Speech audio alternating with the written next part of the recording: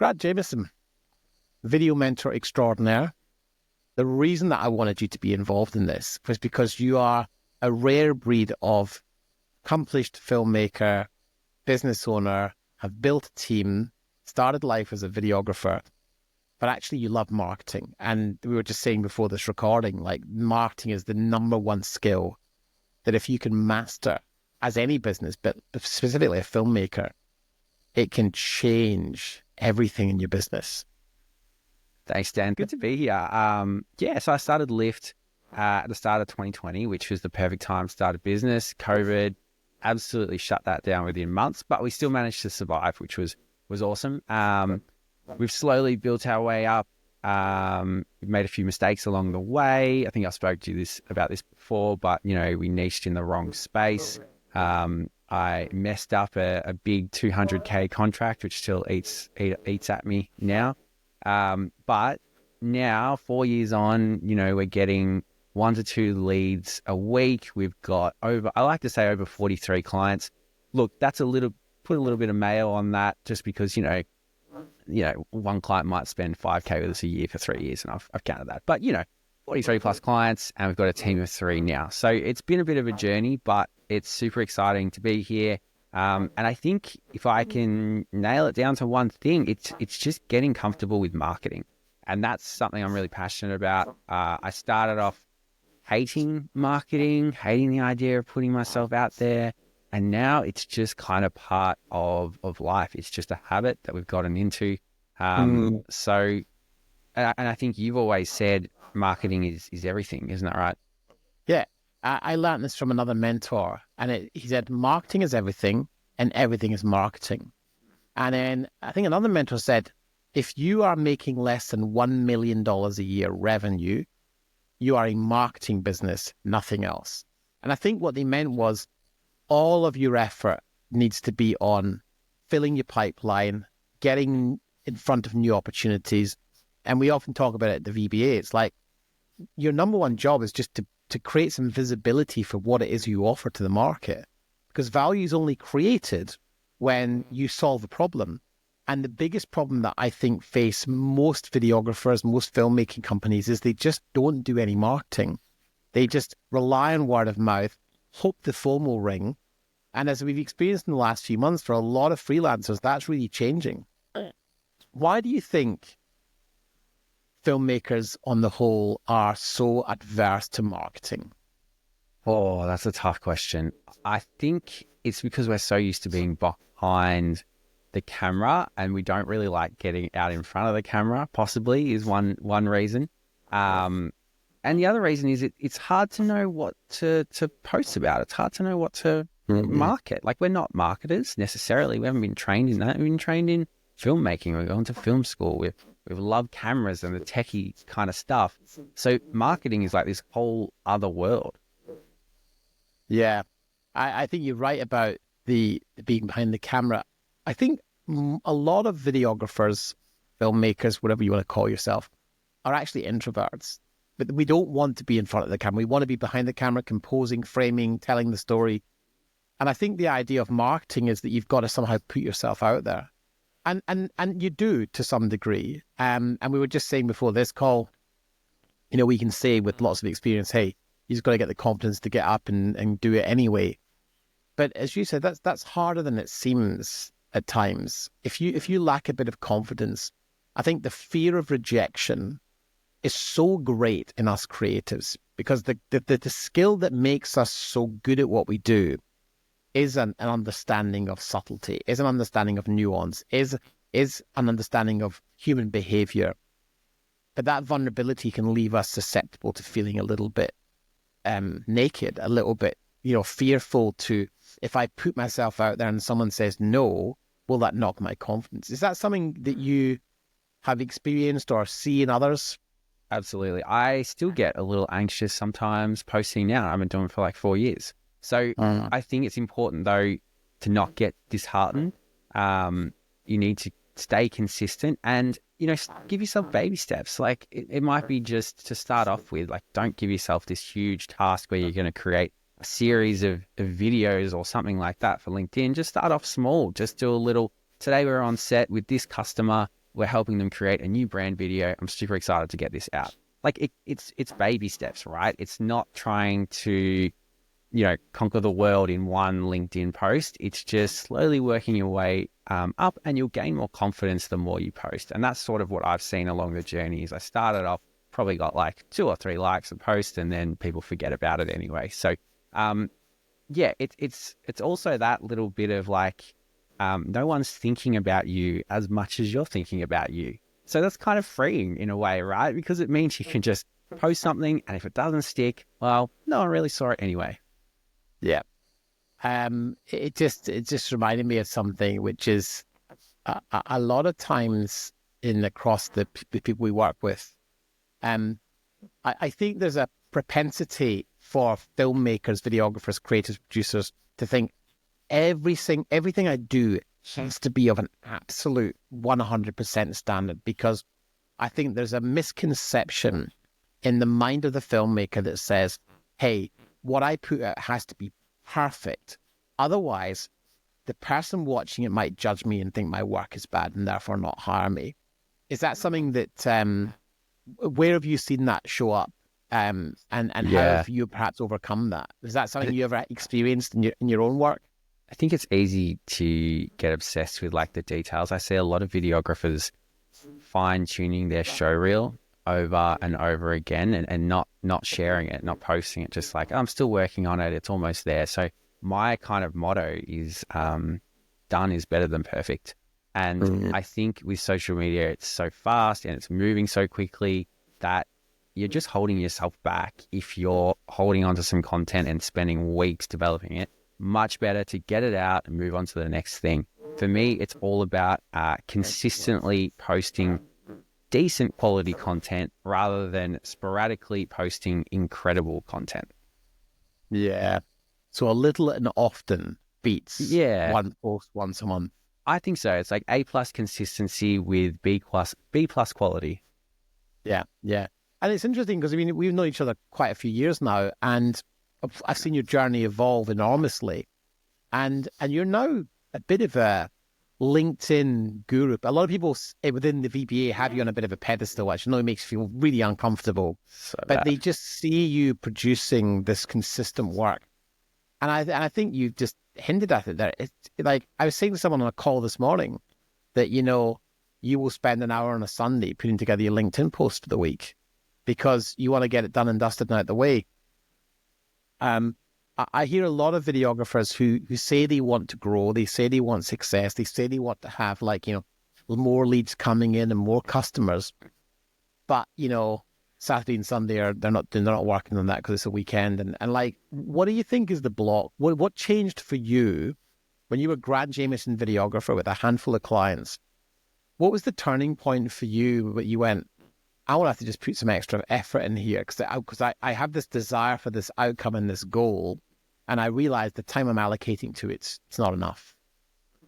Yeah, I think it was just kind of this realization that if it's quiet now, then 3 months ago I had a marketing problem. You know what I mean? So it's like, what can I do so that in 3 months' time we're not quiet? We've got work, we've got a pipeline. And the answer to that was creating content. So then the question becomes, well, what kind of content do I create? And that's actually really hard because before you can get to that, you need to work out what your target market is, right? You need to work out who you serve and who your clients are, and that informs the kind of content you create. So in the BBA, we talk about the ASK framework, which is going back to your customers and asking them a series of questions. So that's the best way to start, because you literally, if you record that call with a client and ask those questions, they give you a gold mine of information, of content that's going to be relevant and resonate with more people like them. So you take out those key little moments from the ASK framework, you turn that into different types of content. For me, that's LinkedIn posts, and then it sort of snowballs from there. What have been your most popular LinkedIn posts, and have there been any that have really surprised you? Yeah. Yes. Sometimes I'll spend hours on a post and it will go nowhere. Other times I'll just have like this stupid thought and I'll just post it and it'll go nuts. Like one that went really well for me was I was traveling to Perth and I was like, hey, here's a hack to get more done in your day is you fly to Perth and then you get 4 hours of your time back. It was just a stupid thought I had and people love that. Now, of course, you can't always be doing sarcastic kind of content like that. But hey, that's the kind of content, that's one that's worked for me really well. The other kind of content that I see that works really well is, and you can't do this too much, but it's a bit of a founder story. It's sort of a transformation kind of thing. So if you look back and find some old photos of yourself, and then you might find a photo of yourself today, and then you might write sort of a story of the evolution of you and your business. Now, don't always post this kind of content, but it's really effective at showing people who you are and what you stand for and where you've come from and the challenges you face. So that's a really good sort of foundation for a post, but that's all about us. So we don't want to do that too much. The other kind of content that works really well is, and this is so stupidly simple, and again, this is just to mix in, but just being on set, taking a selfie with your client and tagging them in it. I know it's not super deep necessarily, and you can still create other deep content, but it's just so effective at tapping into their network, showing that you're having a good time, that you're easy to work with, and the kind of work that you do. So that's my favorite. Like easy, I'm not sure what to post. I'll just share like a behind the scenes selfie. Super easy to start with. I wonder if you might do this already, but I'm just thinking here, got my clapperboard, and I know that clients love the clapperboard. And I wonder if you got clients doing the clap on set and you posted that, I would bet they would share that with just so many of their friends. We only have a clapperboard because our clients like to clap it. That is the only reason. Yeah. But it's great behind the scenes. It is really good. It is, you know, most clients spend their life in corporate behind the table and the desk and, you know, in a booth. Making videos is a lot of fun. Yeah, it's a lot of fun. And I think that's a really important point, is showing that you're having a good time and that you're easy to work with and the client's having fun, it smiles. I think that's an underrated marketing tactic. Yeah. You posted something just last week on LinkedIn, and actually we turned it into a Facebook ad to test it, because we both love marketing and we love testing stuff. And the post starts, I officially started my business live video production 1,693 days ago. And then you went into a great story about, was January 2020 the ideal time to start a business? Nope. Did I underestimate the work involved? Yes. But today I have an amazing team, a healthy business, and a home working in the transport and logistics space. It was a long road to get there, with a fair share of fuck-ups, including, and you go into the fuck-ups. What I loved about that was it's, you know, I think when you're marketing, you can't take yourself too seriously, can you? You've got to kind of have a bit of tongue in cheek. Yeah, absolutely. And that's a good example of like your founder journey kind of story. People love to see a bit of a transformation. People love to know, like some of the failures, not all the failures, but just some of them. Yeah. And they love to see where you are now. So I think that kind of content is really effective. And then, you know, you can do a similar thing for your customers. If you've had a really great result with a customer, talk about it. Talk about the results you've gotten. Show that transformation in the content that you share. I can't have you on this podcast and not talk about the Holden video that you made. You love making comedy stuff, and I think this is what's really. I hope someone watching this or listening to this takes this away, that you can have a lot of fun with marketing and actually create some great content, which in turn kind of sells what you do to your audience by you actually using the very skills that you're trying to sell, the filmmaking skills, to your audience by making a film. It's a crazy concept. Sell video by making a video about you. But can you share a bit about that particular story? Because it leads into a couple of things. One being, it was really a lot of fun. But second thing, you've used it again and again and again, and it keeps kind of having a great life of its own. Yeah, I genuinely believe that humor is like the most effective form of marketing that videographers can use. So with the Holden Nova video, I had this 1996 Holden Nova, so a fairly old sedan with a few issues. And I made a parody video like it was a slick new car commercial. And we filmed it and we got like a professional voiceover, essentially tried to make it a carbon copy of a professional car ad, but just with my crappy old Holden Nova. And it went down really well. People loved it. And I think it's just fun piece of content. It breaks through the noise, and particularly on LinkedIn, it can get a bit stuffy. You've probably noticed that. It's a lot of like, congratulations on your last promotion and that kind of thing. So when you can share, when you can share something that's just a bit funny and it cuts through the noise, it's a bit different. I think that is it's such a great way to stand out. Yeah.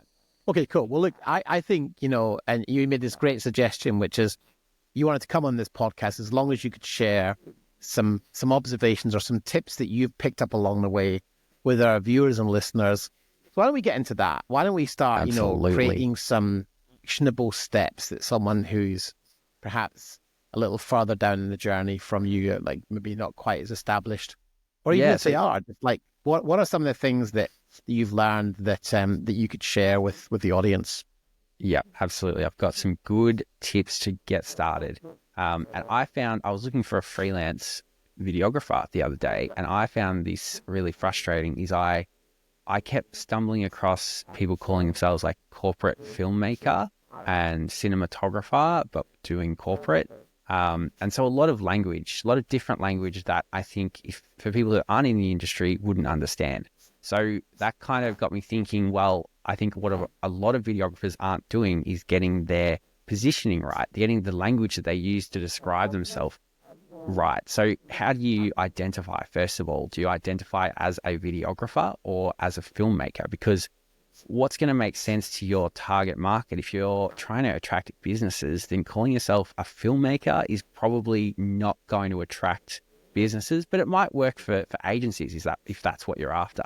So what's going to make sense to your target market when you call yourself? So at Lift, we help marketing and communications teams with video content focusing on the transport space. That means that we essentially just call ourselves a corporate videographer. Jock's our lead videographer. I refer to myself even as a videographer, even though I'm not the one going out and shooting, because that's the language that they use. So you really need to be using the language that your customers use.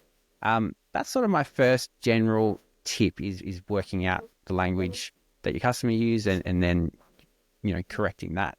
The second lesson that I just wanted to share was don't get disheartened. I think it's really easy when you're posting content and you get really excited and you share it for like 2 weeks and you get nothing and then you kind of crumble. Do you know what I mean? Like you kind of go, this isn't working. But the thing is with video is it's quite a considered purchase. It's not like a $10 novelty pair of socks that I impulse purchased on TikTok the other day.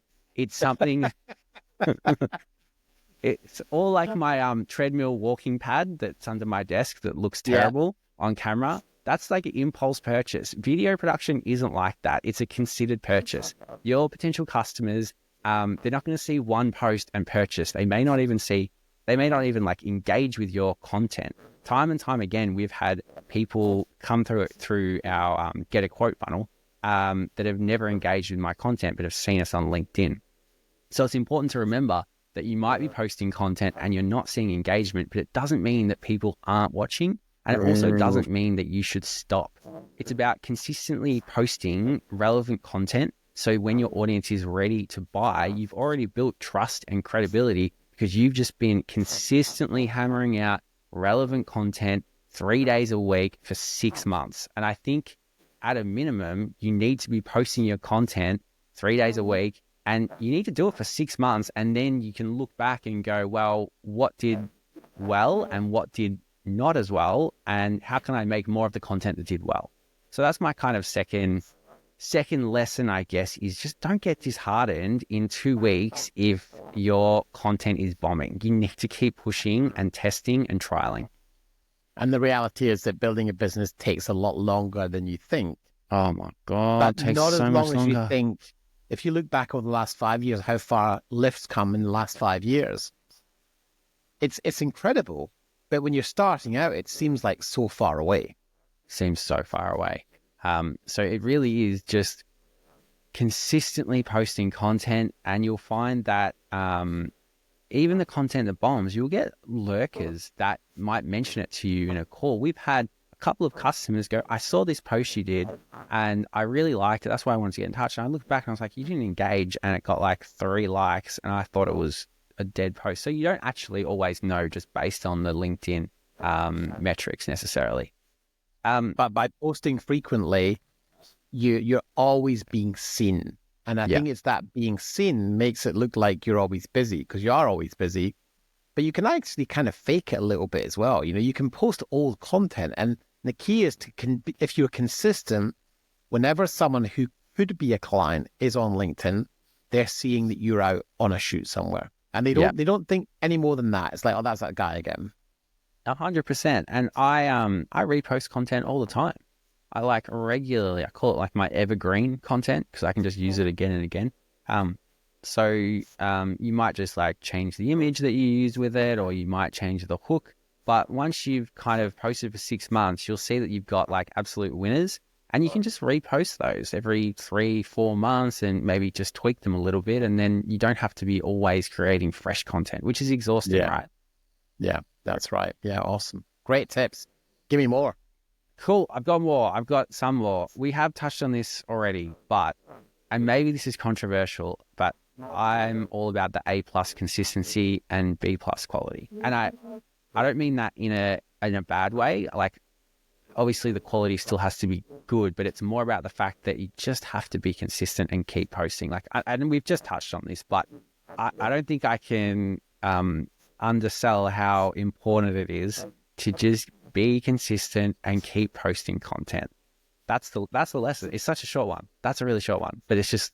But also, I've noticed that you know, you don't take yourself so seriously that you're ensuring that every single picture of you is super flattering. Like, sometimes there's a picture of you squinting at the camera, looking side on, and like, some people might be like, I don't want people to, you know, we have an impression of how we think we look versus how we actually look. Yeah. But I think the fact that you're just willing to post whatever shows that you're focused on the consistency and getting the job done for your clients. And the thing that when I show people your profile, which I do frequently, as an example of how to do it well, it's just such a different mix of content as well. And so there's lots of variety, but you can see there's certain themes that appear again and again and again.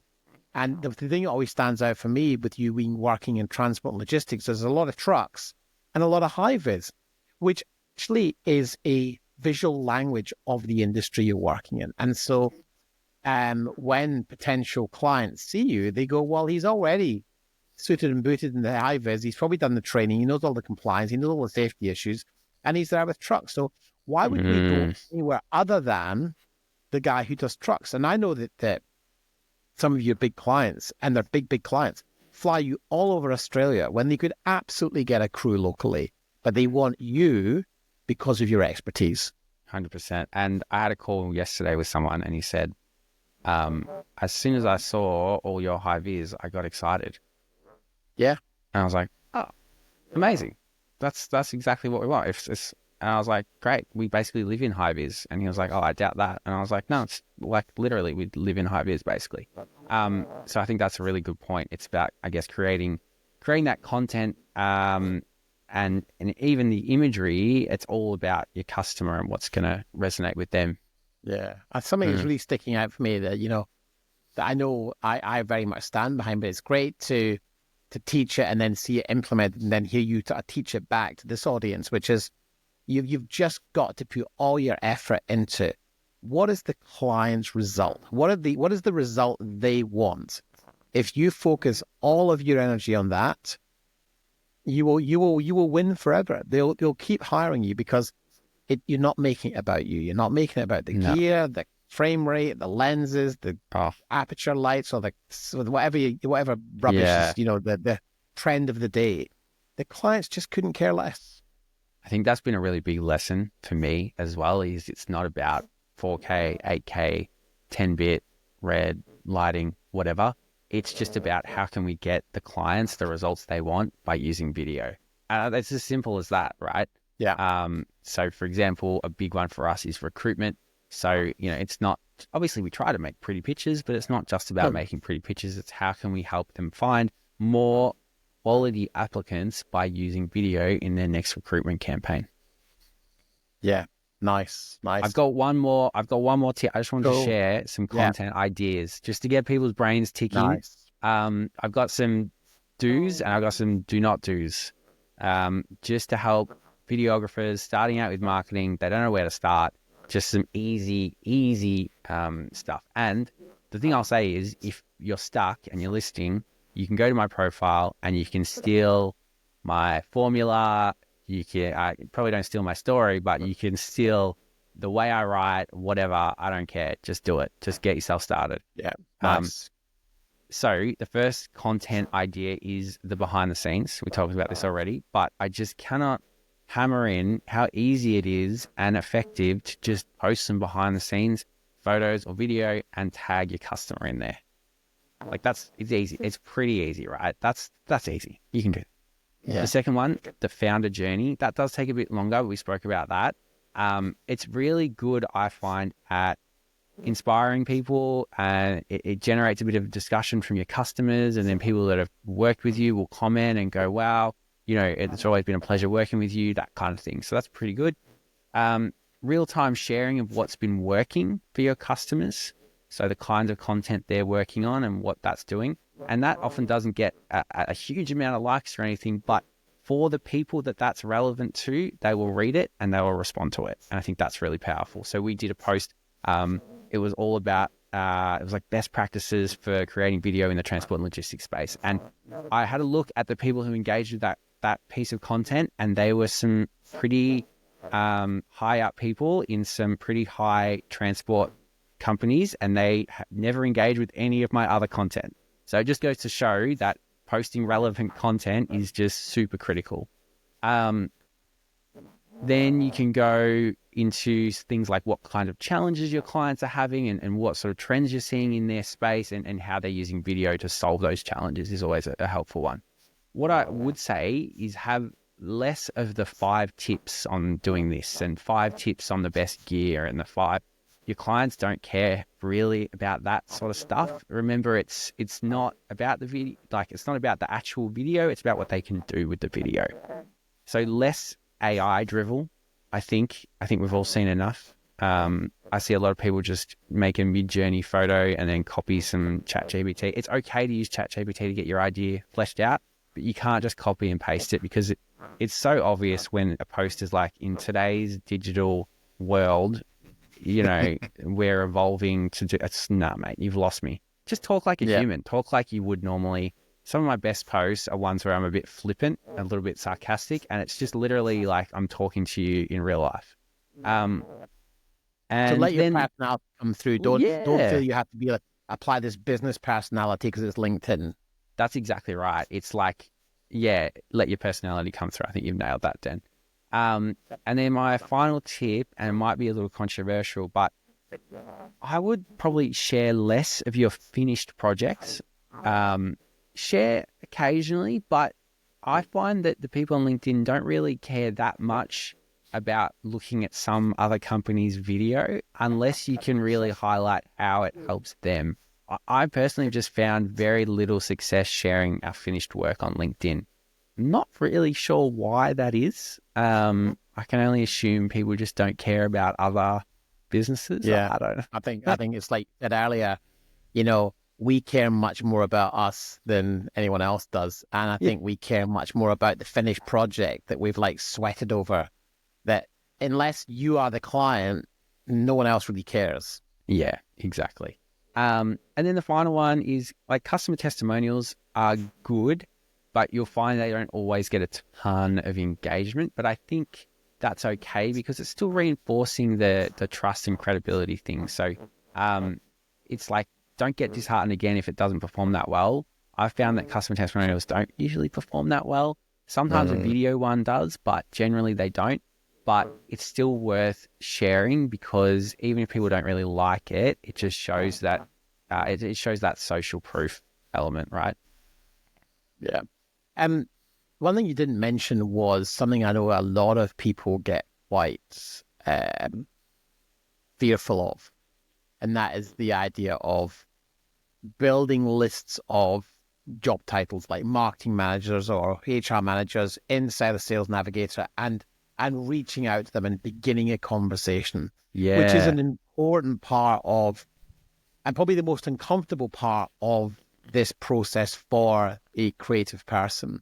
Can you Yep. talk a bit about that, what that is, how important it is, Yep. and you know, I know you did it on your own for a while, and now you outsource it, but you still put a big emphasis on that because you're always filling your viewer list with new people. Can you share a little I bit am. about I that side of it? can't believe I missed that little nugget in there too. So outreach is incredibly important. I think you have to be doing some sort of outreach, particularly if you're just starting out and you don't have a huge amount of customers. So for every 100 messages we send, I think we've worked out that we get 3 calls from that. So it's just about generating opportunities, and it's a numbers game. You can't be sitting there analyzing someone's job title, trying to work out if they're the right fit for you. It's more of a message, see if they connect, send a second message, and go from there. So we actually generated a 50K a year customer for the last 3 years from doing outreach, and they were in our first batch of messages that we sent, and they've become one of our strongest customers, and that was through outreach. So today we're generating 1 to 2 leads a week, and I would say the majority of those are through LinkedIn, and I reckon most of those are from doing the outreach. But it's not like you send the message and they go, yes, I need a video right now, take my money. It's more like they don't respond, and then 3 months after seeing your consistent content that you're posting 3 days a week, then they go, hey, we've got a video coming up. Can we chat about that? We want to do some stuff. And that's when that's when you start to see the results. I think there's a statistic, and I don't know how accurate it is, but I believe that if you post something on LinkedIn, the algorithm will show it to 8% of your contact list, as in people who either follow you or you're connected with. And so if your contact list's full of like other filmmakers, then you're kind of diluting who the message is going to get in front of. And one thing I did a long, long time ago was I basically, and it took me like, I think about 6 hours, I went and manually deleted anyone in my connection list who was not in the video business. Because you want to show your content to the right people. And then I believe, and no one really quite understands or knows, but apparently if someone comments and likes on it in the first hour, it then gets shown to like 23% of the audience. And then if it gets lots of engagement, it gets shown to more. Yeah. So I think there's some that's an truth to that. important thing to remember as well. But something that that I think I hear a lot of feedback from people who are thinking about doing this, and they get quite concerned about the rejection part of it, is there are times when you'll send a message to someone, even though LinkedIn is a peer-to-peer business networking platform, there is going to be a time, and we've seen a bit more of it recently, where people are like, no, stop bothering me, I don't want whatever the hell you're selling. And it's easy for someone who is lacking a bit of confidence and is a bit of an introvert to go through the trouble of doing all of this, and then they physically get rejected by someone who's just having a bad day. How do you deal with that? And you know, how do you process that rejection part? Yeah, it sucks. Some people can be quite nasty. I think maybe they think you're a robot on the other end instead of a real person. Because, it's not like I'm cold pitching to them in the first message. I'm not like messaging them like, buy my video now, when can we catch up for a coffee or something like that. It's purely like a, hey, we work with Marcoms people creating quality video content. Is it all right if we connect? So, it is surprising sometimes the messages I get that are rejecting that, when it's more like, I see the opportunity for us to actually help you with something that we're good at. It's a valid connection request, right? But the way I kind of deal with it, I just kind of laugh it off, shrug it off. I say, hey, no worries. Thanks anyway for connecting. I don't think there's any other way around it. I think you just kind of have to build a bit of a thick skin. It's still, sometimes I still get a bit like, oh shit, sorry mate, like whatever. Yeah. The thing that helps though is having a VA do it for me has really helped, because it kind of takes away the that You just personal. you don't really deal with the initial. Nah. You get a list at the end of the week with here's the responses, and I think you've Yeah. got that distance to then go, hey, no worries. But you know what? There's one of our colleagues, Sammy, in the VBA. We did a similar thing for him for a long time, and he had someone literally shout him down one day and go, "Oh, yeah, that one where the crap you're selling it." And then he said it's hilarious. Like 9 months later, this person came back, somewhat sheepishly saying, "We actually do need some live streaming." So So funny. I think you've just got to develop, and I think it's a good point to bring here. You know, I think as filmmakers, we're generally quite sensitive to a lot of things, and I think that's what helps us become great storytellers. But I think you have to learn to develop a thick skin, don't you? You have to just learn the context of what's going on. Someone's responding to you in a negative way. You probably just caught them at a bad time. Yeah. Any tips for how you've built some resilience in accepting that occasionally you're going to get rejected? Oh, that's a tough question, because to be honest, it's more just having done it for so long now that I kind of just shrug my shoulders, move on to the next person. And I guess, you know, one thing you can do is just think about all the positive relationships that you have and the positive messages that you get. We always focus on the one negative from someone who doesn't even really matter. It's not like they're a customer. We've never spoken to them in our life. It doesn't actually matter if they get a bit upset at us. Well, they're probably never going to buy from you, you know? They're probably not going to buy from us. It's not worth worrying. If they're upset, like, let them. I think is it Mel Robbins who has a great quote about, you know, if someone's unhappy with you, let them. If someone's, you know, ignoring you, let them. If you don't get invited, she says, to a party or whatever, let them. And I think that's really, I don't know, I found that really inspiring. It's just like, you can't control that. So just, cool, they're angry, let them. Move on to the next person.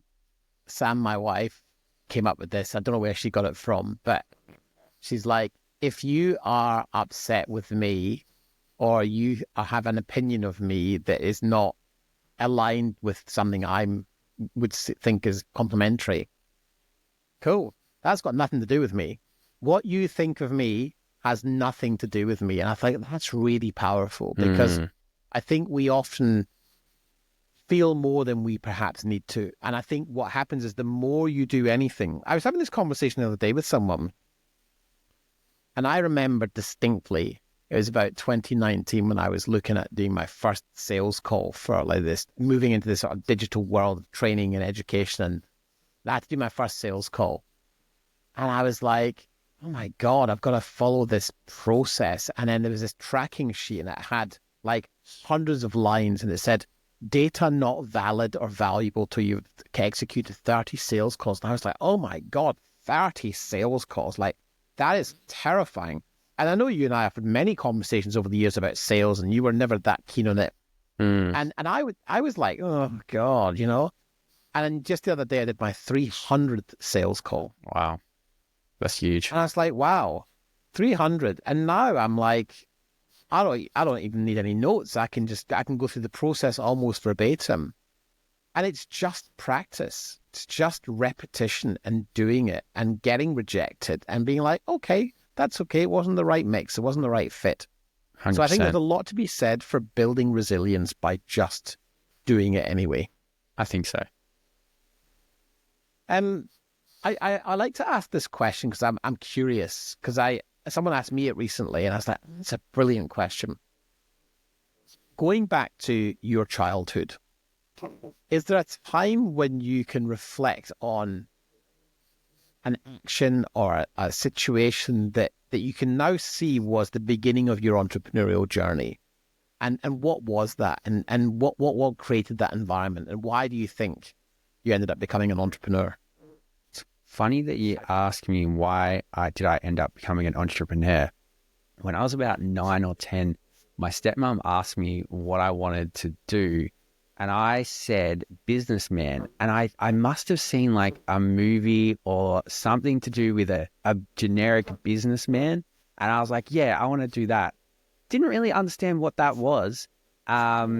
And then, you know, as I went through high school, picking up a camera, similar journey to, I think, a lot of videographers, you fall in love with creating images and that kind of thing. But I always had this idea of, you know, running a business and being an entrepreneur and sort of running the show. And I guess having my destiny in my own hands and all those kinds of things. And then, you know, I joined an agency for about 6 years, so full time, got made redundant. And then I was like, you know, well, fuck it. Let's just have a go on my own. Yeah. And how has that journey been? A roller coaster of emotions, I would say. You know, obviously, you know, I started in 2018, maybe a little fresh-faced, naive, maybe, about what was to come.